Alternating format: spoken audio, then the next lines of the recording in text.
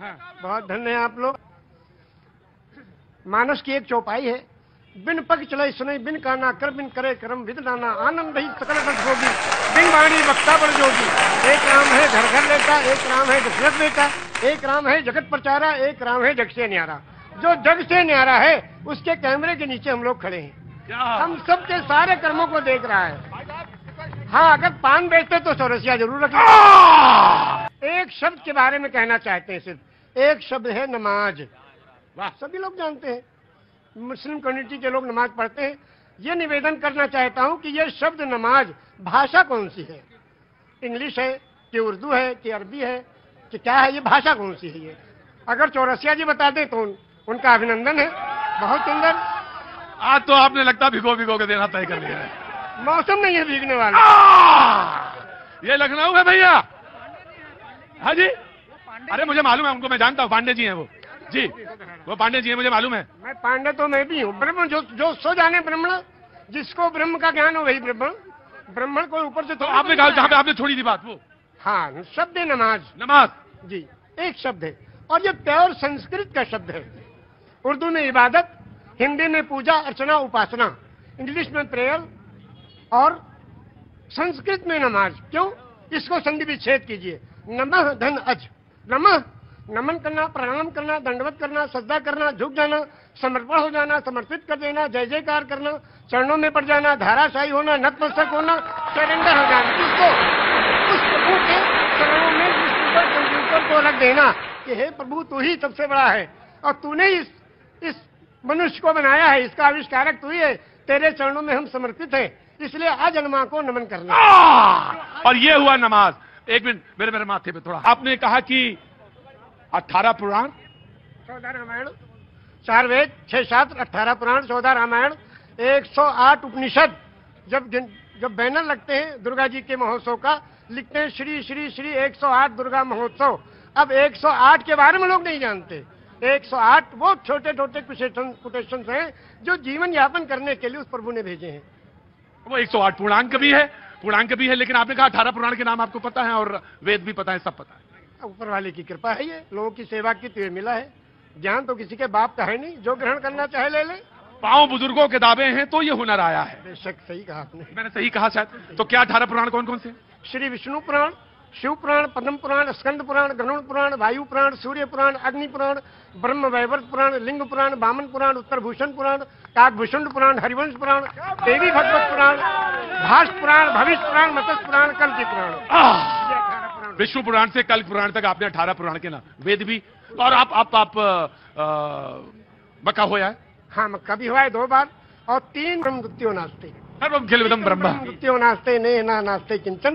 पूरे ब्रह्मांड का मालिक एक ही परमेश्वर है, दूसरा कोई नहीं था, नहीं है, नहीं होगा, किंचन, किंचा भर भी नहीं। एकम एवं अद्वितीयम, वो प्रभु अकेला है, कोई दूसरा उसका भागीदार नहीं। तो जब आप रामचरितमानस में आए तो फिर क्या अच्छा लगा? अब रामचरितमानस की 1-2 कड़ियां आपको सुनाएंगे उर्दू में। हाँ।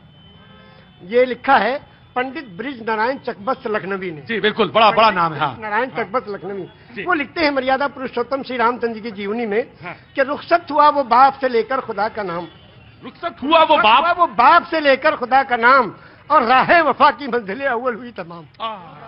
जब जाने लगे मर्यादा पुरुषोत्तम पिता के त्रिवसन को पूरा करने के लिए, तो पिता से जाके आज्ञा लेते हैं, पिताजी अब हम आपके आज्ञा का पालन करने जा रहे हैं, और माता को जो आपने, सौतेली माता को जो आपने वचन दिया उसको पूरा करने जा रहे हैं, आपका आखिरी दर्शन करने आए हैं।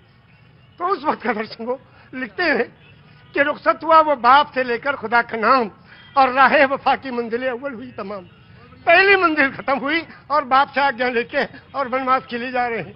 और जब माता जी के पास गए तो उनसे जब पूछना चाहा तो उसमें लिखते हैं कि माता कौशल्या जी सिर्फ देखती रही, और जब उससे पूछा, उनसे इजाजत ली, तो कहने लगी कि मैं खुश हूं, फूंक दे कोई इस तख्त ताज को, और तुम ही नहीं तो आग लगाऊंगी राज को। जब तुम ही नहीं तो आग लगाऊंगी राज को। क्या आज भी कोई बेटा इतनी बड़ी सल्तनत को ठोकर मारकर और पिता की आज्ञा का पालन करने के लिए तैयार है? ये वचन दिया है श्री रामचंद्र जी ने, ये वचन दिया है पूरी दुनिया को कि देखो अगर पिता कहे तो राज को भी ठोकर लगा दो। उस जमाने में ये था कि बड़ा बेटा वही उत्तराधिकारी होता था, सब छोड़ के चले गए, क्या आज भी कोई बेटा है? तो इस राम की जीवनी से ये सबक लेना चाहिए। आचार्य जी आपने तो आचार्य अब बिल्कुल, अब इसके आगे अब आप हमसे क्या कहवाएंगे? बस इतना ही है। ऐसे दोनों आंखों सच में ये है कि दोनों आंखों से जलधार बह रही है। और शायद निषाद राज ने भगवान के जब चरण पखारे होंगे तो शायद यही रहा होगा दृश्य। निषाद राज ने यही पूछा हाँ, जब गए, हाँ, जो उत्तराधिकारी हुए थे हाँ, और तलाश करते गए, निषाद राज ने पूछा प्रभु आप कहाँ? हाँ, कहने के अपने भाई को ढूंढने।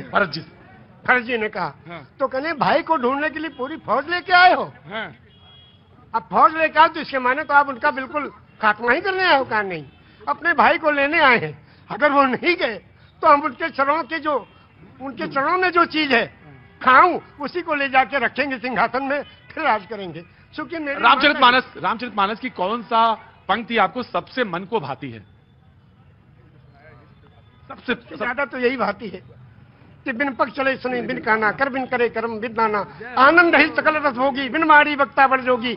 एक राम है घर घर लेटा, एक राम है दशरथ बेटा, और एक राम है जगत प्रचारा, एक राम है जग से न्यारा। और उस राम को कब याद करते हैं? उस राम को याद करते हैं जब अर्थी उठाई जाती है। क्या कहते हैं? राम सत्य है। क्या मतलब? मर्यादा पुरुषोत्तम श्री रामचंद्र की जो पूजा अर्चना उपासना करते थे, जिस राम की वही राम सत्य है। राम सत्य है, राम नाम सत्य है, हरि का नाम सत्य है, और सत्य बोलो मुक्ति है। वो कौन सी सच्चाई है जिसमें मुक्ति और कल्याण छुपा है? उसको जो जान ले उसका जीवन सफल है। ये जीवन प्रभु ने दिया है, जीवन दिया है सुंदर बनाने के लिए। ये जीवन इसलिए नहीं दिया कि व्यर्थ कर ले। दिल्ली की तरफ बारे में सुनाएंगे हम।